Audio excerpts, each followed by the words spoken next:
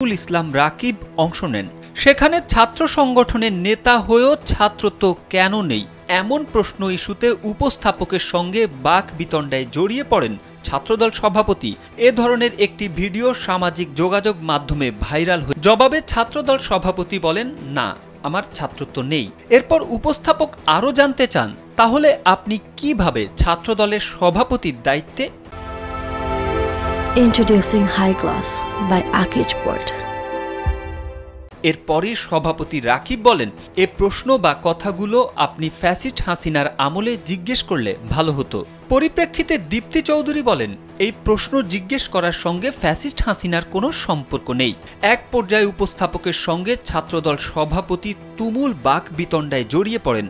এই টকশোতে আরও কয়েকজন ছাত্র প্রতিনিধি অংশ নিয়েছিলেন। ছাত্রদল সভাপতি অভিযোগ করে বলেন, তাকে উদ্দেশ্যমূলক ব্যক্তিগত অ্যাটাক করা হয়েছে।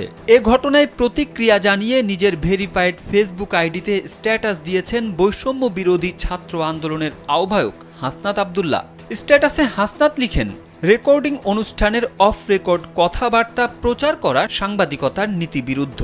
ছাত্রদল সভাপতির সঙ্গে যা করা হয়েছে তা সাংবাদিকতার নৈতিকতার বাইরে। ক্লিকবেইট এবং হেনস্থার সাংবাদিকতা থেকে বেরিয়ে বস্তুনিষ্ঠ সাংবাদিকতা অব্যাহত রাখুন।